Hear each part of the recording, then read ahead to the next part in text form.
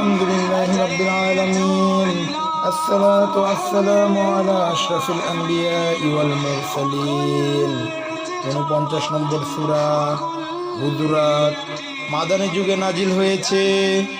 নাম সূরার ৪ নম্বর আয়াতের আল হুজুরাত শব্দ দিয়ে এর নামকরণ করা হয়েছে।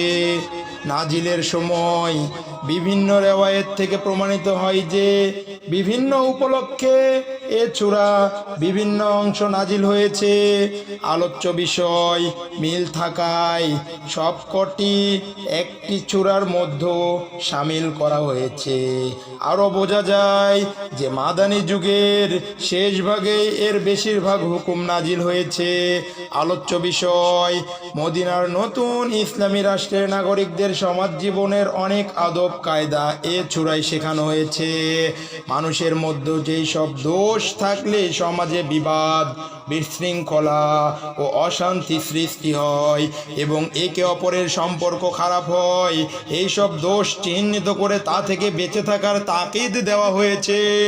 আলোচনার ধারা ১ থেকে ৫ নম্বর আয়াতে মুমিনদেরকে শেখানো হয়েছে যে রাসূল সাল্লাল্লাহু আলাইহি ওয়াসাল্লামের সাথে কিভাবে আদব ও সম্মানের সাথে ব্যবহার করতে হবে এ বিষয়ে কয়েকটি হুকুম দেওয়া হয়েছে।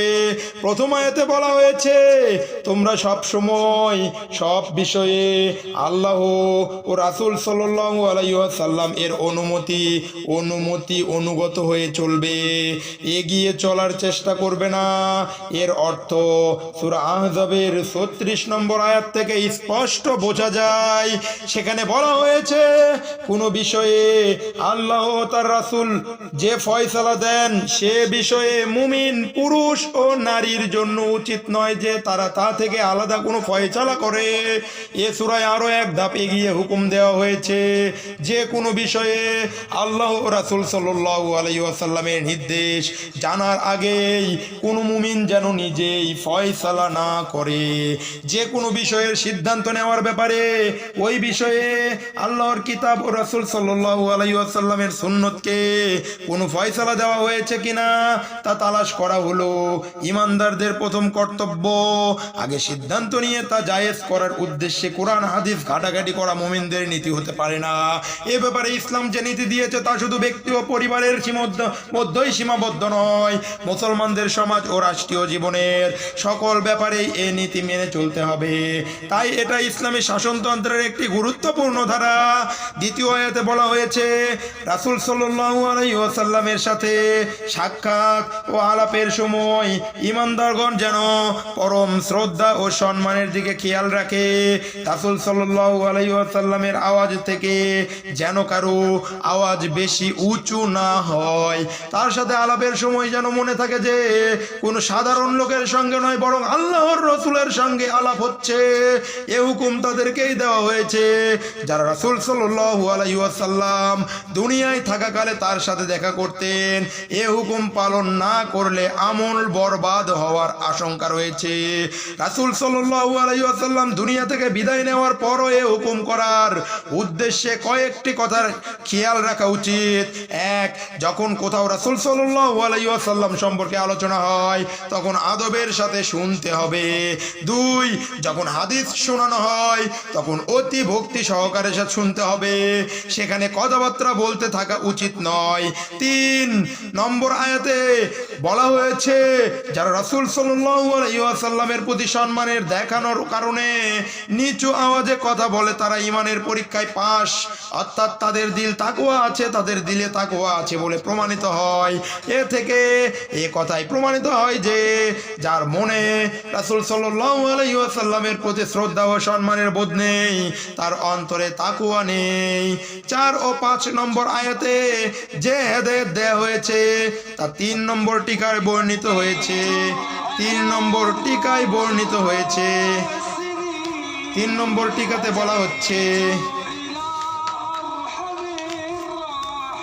আরবের বিভিন্ন দিক থেকে যারা অলসতার কারণে যারা আসতো, আরবের বিভিন্ন দিক থেকে যারা আসতো, তাদের মধ্যে এমন লোকও ছিল যারা আদব কায়দায় ও ভদ্রতা না শেখার কারণে রাসূল সাল্লাল্লাহু আলাইহি ওয়াসাল্লামের দেখা করার জন্য এর সাথে রাসূল সাল্লাল্লাহু আলাইহি ওয়াসাল্লামের সাথে দেখা করার জন্য কোনো খাদেমের মাধ্যমে বাড়ির ভেতর খবর না দিয়ে রাসূল সাল্লাল্লাহু আলাইহি ওয়াসাল্লামের থাকার ঘরের চারপাশে ঘোরাফেরা করে বাইরে থেকেই তাকে চিৎকার করে ডাকতো। এই সব লোকের ব্যবহারে রাসূল সাল্লাল্লাহু আলাইহি ওয়াসাল্লাম খুবই কষ্ট বোধ করতেন, কিন্তু ভদ্রতা ও নম্রতা বশত তিনি বারবার তা সহ্য করে নিতেন। শেষ পর্যন্ত আল্লাহ তাআলা এই অভদ্র ব্যবহারের জন্য নিন্দা করে তাদেরকে নির্দেশ দেন যে রাসূলুল্লাহ সাল্লাল্লাহু আলাইহি ওয়াসাল্লামের সাথে দেখা করতে এসে যদি তাকে উপস্থিত না পাওয়া যায়, তবে চিৎকার করে না দেখে বাইরে থেকে আসা পর্যন্ত অপেক্ষা করো। সুবহানাল্লাহ, সুবহানাল্লাহ। বলা হচ্ছে সূরা হুজুরাতের ৪র্থ ও ৫ম নম্বর আয়াতে, টিকাটাই ৬ষ্ঠ আয়াতে একটা গুরুত্বপূর্ণ হেদায়েত আছে, ৪ নম্বর টিকায় এর ব্যাখ্যা রয়েছে। এই আয়াতের পটভূমি এই যে রাসূল সাল্লাল্লাহু আলাইহি ওয়াসাল্লাম কোনো একজনকে বনু মুস্তালিক নামক গোত্র থেকে যাকাত আদায়ের জন্য পাঠালেন।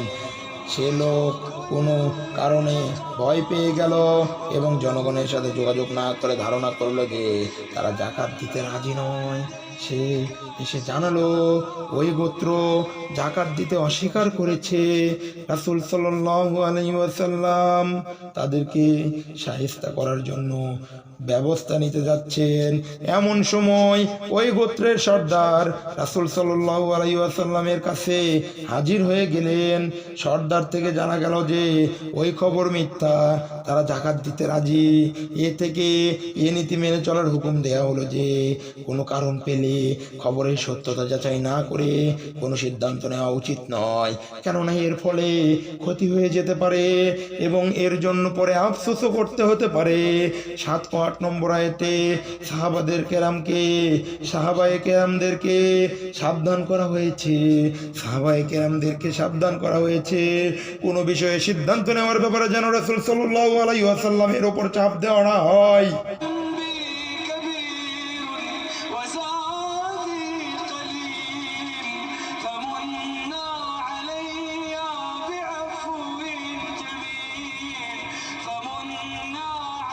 আল্লাহু আকবার।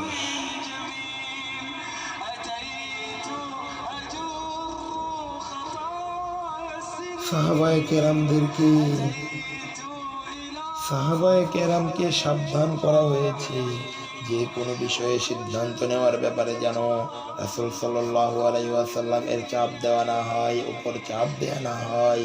এর পটভূমি ৬ নম্বর আয়াতের সাথে জড়িত। বনু মুস্তালিক গোত্র যাকাত দিতে অস্বীকার করার খবর পেয়ে সাহাবীগণের মধ্যে কয়েকজন তাড়াতাড়ি এর প্রতিকার করার জন্য দাবি জানাতে থাকেন। এই আয়াতে তাদেরকে বলা হয়েছে, তোমাদের মধ্যে আল্লাহর রাসূল সাল্লাল্লাহু আলাইহি ওয়াসাল্লাম যখন মওজুদ আছেন তখন এত ব্যস্ত হওয়া উচিত নয়। অবশ্য অল্প কয়েকজন সাহাবী ছাড়া বাকি সবাই রাসূল সাল্লাল্লাহু আলাইহি ওয়াসাল্লামের উপর চাপ দেননি। সেই কথা হুদাইবিয়ায় প্রমাণিত হয়েছে। মনে অস্থিরতা সত্ত্বেও সন্ধির শর্তাবলী বাতিল করার সামান্য চেষ্টাও তারা করেননি, কারণ তারা জানতেন যে রাসূল সাল্লাল্লাহু আলাইহি ওয়াসাল্লামকে আল্লাহ তাআলা নিজে পরিচালনা করেন। সাহাবায়ে কেরামের মধ্যে যারা রাসূল সাল্লাল্লাহু আলাইহি ওয়াসাল্লামের পূর্ণ আনুগত্য করেন এবং রাসূল সাল্লাল্লাহু আলাইহি ওয়াসাল্লাম এর ওপর কোনো চাপ দেন না, তাদের সম্বন্ধে আল্লাহ তাআলা ৭ নম্বর আয়াতের ২য় অংশে তাদের প্রতি সন্তুষ্টি প্রকাশ করে বলেন, আল্লাহ তোমাদের অন্তরে ঈমানের প্রতি মহব্বত সৃষ্টি করে দিয়েছেন, তোমাদের অন্তরকে ঈমান দিয়ে সাজিয়ে দিয়েছেন এবং কুফরি, ফাসিকি ও নাফরমানির বিরুদ্ধে তোমাদের মনে ঘৃণা সৃষ্টি করেছেন। যারা এই সব গুণের অধিকারী তারাই সঠিক পথে আছে। 8 নম্বর আয়াতে বলা হয়েছে তাদের এ মর্যাদা আল্লাহ তাআলাই দিয়েছেন যদি ইলম ও হিকমতের ভিত্তিতে ফয়সালা করেন যে কারা এর হকদার। আল্লাহ তার এ দান ও নিয়ামত যাকে তাকে দেন না। 9 ও 10 নম্বর আয়াতে বড়ই গুরুত্বপূর্ণ 5টি টিকায় 5 নম্বর টিকায় এর একটি কথার জবাব আখ্যা দেওয়া হয়েছে, তাই এখানে উল্লেখ করার দরকার নেই। এ দুটো আয়াতে বলা হয়েছে তা থেকে যে হেদায়েত পাওয়া যায় তা হলো সত্যিকার মুসলমানদের মধ্যে দ্বীনের ব্যাপারে মতভেদ থাকতে পারে, কিন্তু ঝগড়া ফ্যাসাদ ও লড়াই হওয়া স্বাভাবিক নয়।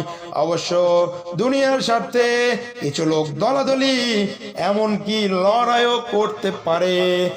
এমন ধরনের লড়াই যদি লেগেই যায় তাহলে যারা দুদলের কোনো পক্ষেই নেই এবং যাদের পক্ষে লড়াই বন্ধ করা ও আপোষ করানোর চেষ্টা করা সম্ভব তারা যেন চুপ করে না থাকে, মীমাংসার জন্য আন্তরিক চেষ্টা চালায়। লড়াই চলা অবস্থায় হয়তো দেখা যাবে যে এক পক্ষ বাড়াবাড়ি করছে এবং অন্য পক্ষের ওপর জুলুম করছে। জালিমকে জুলুম করতে বাধা না দিয়ে মজলুমকে অসহায় অবস্থায় ফেলে রাখা মুসলিম সমাজের জন্য মোটেই শোভনীয় নয়। এ জুলুম বন্ধ করার জন্য সব রকম চেষ্টা করা কর্তব্য। লড়াই বন্ধ করিয়ে বিবাদের মীমাংসার চেষ্টা তখনই ব্যর্থ হবে যখন যখন জালিম পক্ষ সবল পক্ষ মীমাংসা মানতে অস্বীকার করে।